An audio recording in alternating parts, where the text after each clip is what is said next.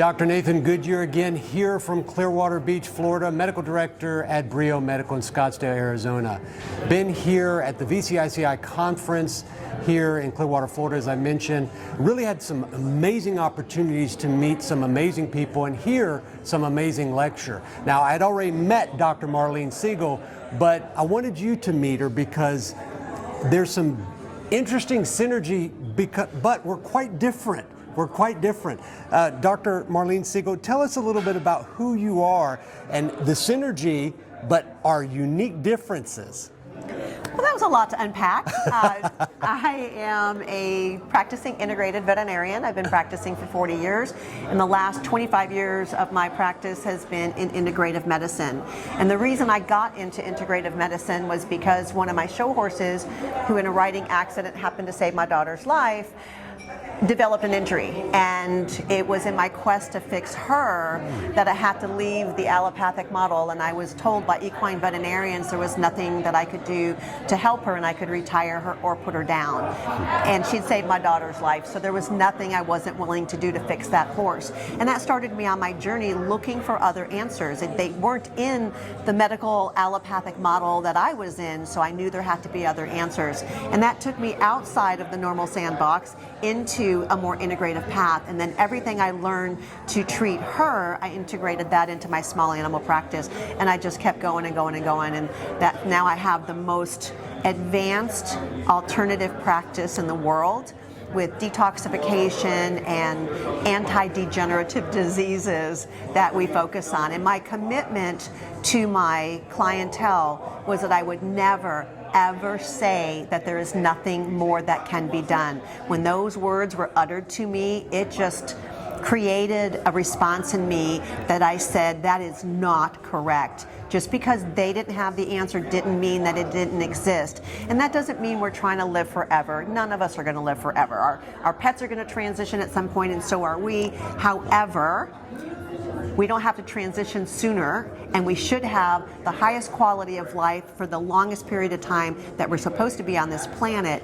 And so that's been my commitment ever since, and that's why I'm always looking for other tools in my toolkit so that I always have something that I can do, even if it's quality of life, which is huge. That's actually the number one thing we strive for, is quality of life.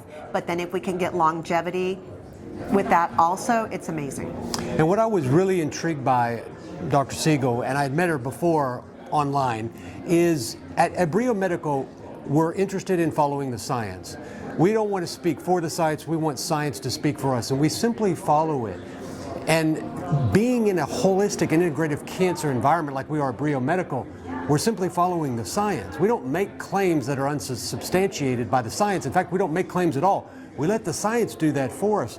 And that's what I was actually just significantly intrigued by what you presented today, because you're actually presenting your own studies, your own science of what you're doing to really impact these animals' lives in the treatment of cancer using holistic and integrative therapies, many of which are very similar to what we do at Brio-Medical. So I loved what you do there. Can you give some insight to some of that? Because obviously you're talking about vitamin C, you were talking about photodynamic therapy. I mean, you could have taken, the cat's name was Kit Kat and all those beautiful dogs, and you could have put any one of our individuals in that story, and it would have been very similar. So what I've learned to do is actually understand the biology. In medical school, we're trained to name it, blame it, and then come up with a pharmaceutical. But we really were not taught to understand the biology. So we are one big biochemical reaction, and all these different parts are interconnected to each other.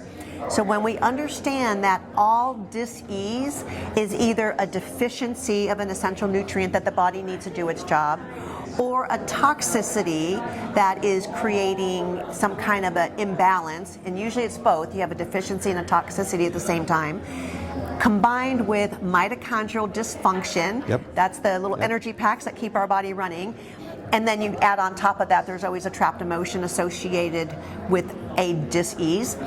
When you look at the model from that perspective, it's not real hard to understand that if you can identify what the deficiency is and make it up, if you can get rid of the toxicity, if you can fix the mitochondria and clear the trapped emotions, the body has the innate intelligence to go back and do what it needs to do. So I've just found technologies and treatments and therapies that allow me to put the body back in homeostasis. So I'm really not doing the work, I'm just using biohacks that allow the body to energetically go back and do what it knows what to do. Yeah, that's something I always tell all of our patients. The body's designed to heal. Sometimes the best thing we can do is get out of the way. Now, that is the best thing to do. That's right. But when we're dealing with cancer sometimes, especially when we're dealing with widespread metastatic cancer, we have to help the body heal a lot harder, push harder, because the healing process is really disrupted.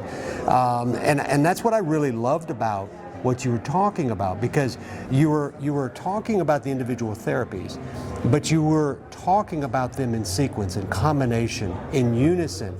That was what was helping these animals achieve healing. Many of them complete healing. Yes. Many of them, well, all of them, I think, high quality of life.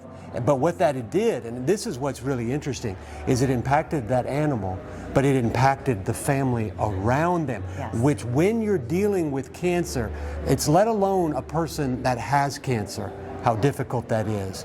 But it affects everybody. Yeah. And I loved how you brought that around. Well, I think that everything we create in the world is created for our highest and best good, and I don't mean that fluffy, I mean it really seriously. So that means there's a blessing in every opportunity. Even the ouchiest and darkest times, all are there to help motivate us, push us, slap upside the head, something to get us out of our comfort zone and doing what we're supposed to be doing on this planet. So when we look at cancer, cancer really is a blessing, because it's an opportunity for us to change the way we're thinking, change the way we're behaving.